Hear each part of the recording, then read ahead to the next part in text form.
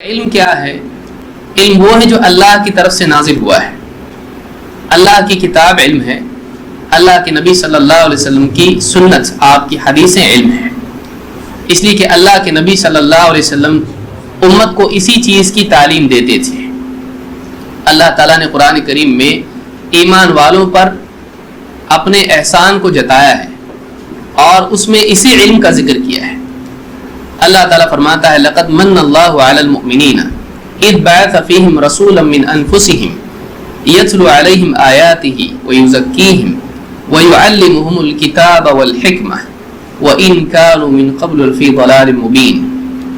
اللہ نے بہت بڑا احسان کیا ایمان والوں پر جب انہی میں سے ایک رسول ان کے درمیان بھیجا جو انہیں اللہ کی آیات پڑھ کر سناتا ہے اور ان کا تزکیہ کرتا ہے، انہیں پاک کرتا ہے گندگی سے، برائیوں سے، برے عقائد سے، غلط رسم و رواج سے، اخلاقی برائیوں سے. وَيُزَكِّيهِمْ وَيُعَلِّمُهُمُ الْكِتَابَ وَالْحِكْمَةَ اور انہیں کتاب و حکمت کی تعلیم دیتا ہے، وَإِن كَانُوا مِن قَبْلُ لَفِي ضَلَالٍ مُبِينٍ اس سے پہلے ان لوگوں کا حال یہ تھا کہ یہ کھلی گمراہی میں پڑے ہوئے تھے. معلوم ہی ہوا کہ اللہ کے نبی صلی اللہ، دیکھیے علم کس کو کہتے ہیں یہ ہم سمجھ رہے ہیں. علم کہتے کس کو ہیں؟ اللہ نے انسان کو اب کہاں تک آئے ہم لوگ اس کو یاد رکھیں. اللہ نے پیدائشی طور پر انسان کو علم کے ساتھ پیدا نہیں کیا ہے. علم حاصل کرنا پڑتا ہے کیونکہ اللہ کے نبی صلی اللہ علیہ وسلم فرماتے ہیں انما العلم بالتعلم، علم سیکھنے سے آتا ہے.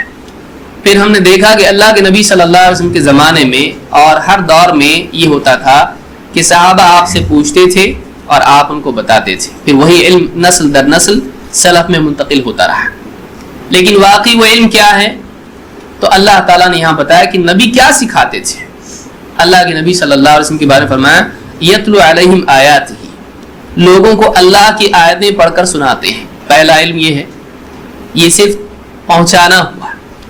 لیکن اسی کے ساتھ اللہ نے فرمایا وَيُزَكِّيهِمْ، صرف آپ کی ذمہ داری پہنچانا نہیں تھا بلکہ آپ کی ذمہ داری افراد کی تربیت بھی تھی، ان کی نگرانی، ان کو اچھا بنانا.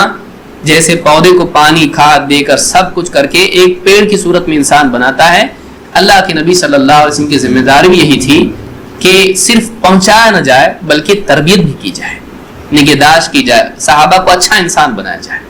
آپ مبلغ بھی تھے اور آپ مربی بھی تھے. اسی کے ساتھ اللہ نے فرمایا کہ وَيُعَلِّمُهُمُ الْكِتَابَ وَالْحِكْمَةَ کہ صحابہ کو آپ، ایمان والوں کو آپ کتاب اور حکمت کی تعلیم دیتے ہو. تو تعلیم کا جو وہاں پر نظام تھا اس میں کتاب کی تعلیم دی جاتی تھی، اللہ کی کتاب، اور حکمت کی تعلیم دی جاتی تھی یعنی اللہ کے نبی صلی اللہ علیہ وسلم کی سنت. آپ تفسیر ابن کثیر دیکھیں یا دوسری تفاسیر دیکھیں، اہل علم نے کہا ہے کہ یعلمہم الکتاب والحکمہ کا مطلب یہ ہے یعلمہم القرآن والسنہ. اللہ کے نبی صلی اللہ علیہ وسلم صحابہ کو قرآن اور سنت کی تعلیم دیتے تھے. یہ وہ تعلیم تھی، یہ وہ علم تھا جو آپ نے اپنے پیچھے چھوڑا ہے. اس علم کے حامل کو عالم کہتے ہیں. یہ علم ہے جس کی بنیاد پر فتویٰ دینا چاہیے، کیونکہ آپ نے کیا فرمایا کہ اگر ان کو معلوم، ان کے پاس علم نہیں تھا تو پوچھنا چاہیے تھا. تو معلوم یہ ہوا کہ علم کیا ہے، انہوں نے اپنی رائے سے فتویٰ دیا نہیں ایسا نہیں ہو سکتا، تم کو غسل کرنا ہی پڑے گا. لیکن آپ نے ان کے اس فتوے کو قبول کیا نہیں، آپ نے کہا مار ڈالا ان لوگوں نے اس کو. کیوں؟ اس لیے کہ یہ جو فتویٰ تھا یہ علم کی بنیاد پر نہیں تھا، انہوں نے پوچھا نہیں اور اپنی طرف سے بتا دیا. اسی طرح سے آپ نے بتایا کہ قیامت کے قریب جو معاملات ہوں گے، بعد کے دور میں جو بگاڑ آئے گا اس کا سبب کیا ہوگا. لوگ اللہ اور اس کے رسول کی تعلیم کی بنیاد پر فتویٰ نہیں دیں گے بلکہ وہ اپنی طرف سے اپنی رائے سے فتویٰ دیں گے اور خود بھی گمراہ ہوں گے اور دوسروں کو بھی گمراہ کریں گے. اس ساری بات کا حاصل یہ ہے کہ اللہ کے رسول صلی اللہ علیہ وسلم کو بھی اختیار نہیں تھا کہ آپ اپنی طرف سے حلال و حرام میں تبدیلی کریں. یہ اللہ ہے جو شریعت دینے والا ہے. ان علینا للہدی، اللہ نے فرمایا کہ ہدایت ہمارے ذمہ ہے.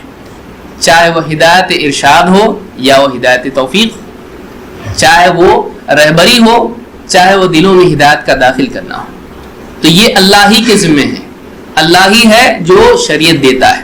اسی لیے اللہ تعالیٰ نے اپنے نبی کے بارے میں فرمایا ما کنت تدری ما الکتاب ولا الایمان، آپ کو خود معلوم نہیں تھا کہ کتاب کیا ہے اور ایمان کیا ہے، یہ اللہ ہے جس نے آپ کو بتایا۔